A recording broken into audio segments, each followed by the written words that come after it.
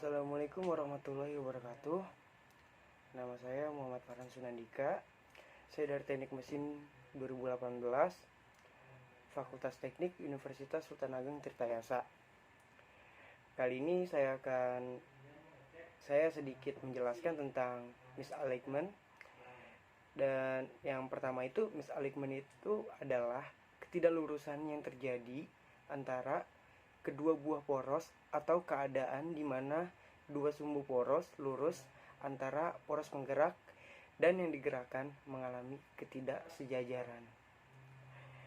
Misalignment dapat terjadi akibat penyimpangan atau pergeseran pada salah satu komponen mesin terhadap sumbu pusatnya. Dampak yang ditimbulkan oleh misalignment yaitu yang pertama itu mengakibatkan unbalance atau vibrasi pada arah aksial dan lain-lain. Dari alignment sendiri itu adalah suatu proses perawatan yang dilakukan pada poros yang mengalami masalah misalignment dengan cara mensejajarkan atau meluruskan dua sumbu poros yang saling lurus antara poros penggerak dengan yang digerakkan. Yang dilakukan pada mesin sedang beroperasi atau dihidupkan, tetapi dalam kenyataan kelurusan antara sumbu poros tidak akan didapatkan 100% lurus. Oleh karena itu, perlunya nilai toleransi yang diizinkan sesuai dengan kecepatan berotasi. Dan dari jenis-jenis misalignment sendiri itu ada 3. Yang pertama itu parallel misalignment. Parallel misalignment itu adalah posisi dari kedua poros dalam keadaan yang tidak sejajar dengan ketinggian berbeda pada kedua poros tersebut. Dan yang kedua itu ada angular misalignment. Angular misalignment itu adalah ketidaklurusan kedua poros dengan posisi yang saling menyudut sedangkan kedua ujungnya mempunyai ketinggian yang sama. Dan yang ketiga, combination misalignment. Combination misalignment itu adalah ketidaklurusan yang terjadi pada kedua poros dengan saling menyudut dan kedua ujung poros tersebut tidak sama. Dan ada juga soft foot. Dari soft foot sendiri itu adalah sebuah kondisi di mana sebuah mesin bertumpu pada landasan dasar lantai. Hal ini mengakibatkan kondisi yang kurang stabil. Dapat terjadi karena sifat dari pondasi lantai atau material dudukannya. Dan yang kedua itu dampak buruk adanya soft foot yang berlebihan. Karena soft foot itu kalau berlebihan emang tidak bagus juga dan kurang bagus juga. Dan yang pertama itu diantaranya, yang pertama mempersulit koreksi alignment. Dan yang kedua mengakibatkan internal misalignment. Dan yang ketiga mengakibatkan vibrasi tinggi. Dari jenis-jenis soft foot sendiri itu ada 3. Dan yang pertama itu ada short foot, yang kedua bend foot, dan yang ketiga itu angel foot. Dan kadang penyebab terjadinya misalignment itu biasanya ada beberapa penyebab di antara lainnya. Yang pertama itu pemakaian alat yang tidak sesuai dengan kondisi lingkungan. Dan yang kedua itu usia elemen yang sudah tua. Ketiga, pembongkaran alat yang tidak sesuai dengan ketentuan teknis.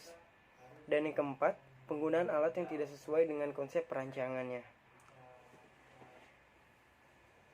Dan ada juga beberapa kerugian dari akibat misalignment. Di antaranya konsumsi energi listrik, bahan bakar atau steam penggerak meningkat sekitar 5-10%. Dan yang kedua, beban yang diderita mesin bertambah, umur bearing berkurang. Umur bearing berkurang dengan faktor 3 dari tambahannya beban. Dan masih banyak yang lainnya juga, di antaranya kerusakan prematur pada bening, poros, seal, coupling dan lain-lain. Oke. Dari jurnal yang sudah saya baca dan yang sudah saya pahami tentang analisis penyimpangan batas toleransi, alignment poros motor listrik dan positif PUMP di PT Indolakto Purwosari. Sofan Syukri jurusan Teknik Mesin, Fakultas Teknik, Universitas Islam Malang, Jalan Maijen Haryono 193 Malang, 65144 Indonesia. Oke, yang sudah saya pahami sebelumnya dari abstraknya, motor adalah salah satu komponen yang banyak digunakan dalam berbagai industri dan biasanya akan dihubungkan dengan peralatan lain seperti blower, pompa, atau peralatan lainnya. Dan pemasangan pompa dengan peralatan lain memerlukan ketelitian sehingga poros di antara keduanya betul-betul satu sumbu atau sentrik.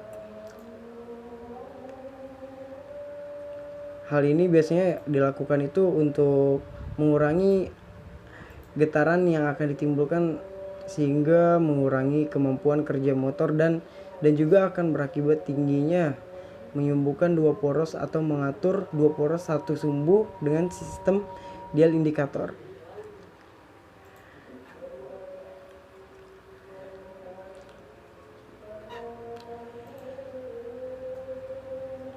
Dan dalam pengertian umum sendiri itu, kondisi disebut self-alignment itu terjadi ketika sumbu perputaran kolinier dari dua atau lebih poros mesin segaris satu dengan yang lain, terutama saat dioperasikan. Umumnya, mesin rotasi dipasang dengan kuat dan kokoh di fondasinya sesuai dengan standar mutu dan sudah harus dilakukan alignment dengan cukup akurat. Namun yang sering terjadi karena beberapa hal mesin bisa berubah dari kondisi alignment setelah dioperasikan. Dan pengertian umum dari misalignment itu kondisi self misalignment terjadi ketika sumbu perputaran dari dua atau lebih poros mesin tidak segaris satu dengan yang lain. Istilah yang lebih khusus self alignment adalah perbedaan posisi poros relatif terhadap sebuah sumbu kolinier perputaran diukur dari titik perpindahan pada saat kondisi mesin beroperasi secara normal. Dan di sini ada beberapa toleransi alignment. Menurut history coupling fleksibel dirancang untuk mengakomodasi adanya misalignment. Dan ada keuntungan melakukan alignment. Umur mesin sangat diharapkan agar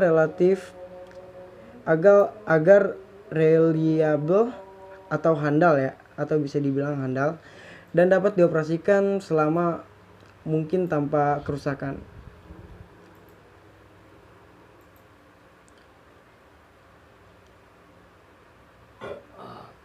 Dan di sini ada mesin-mesin rotasi yang harus handal agar yang pertama itu unit produksi reliable atau handal, dapat beroperasi sesuai dengan target waktu operasi diinginkan.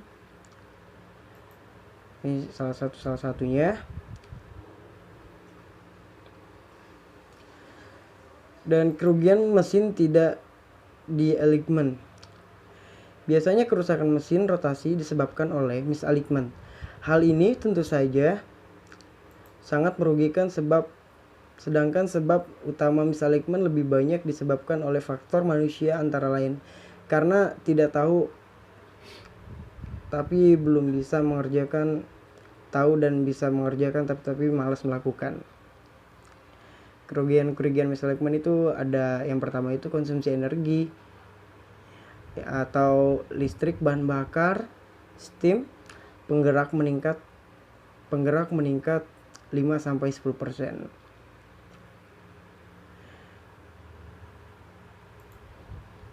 Dan di sini ini grafik yang dipakai oleh penelitian ini.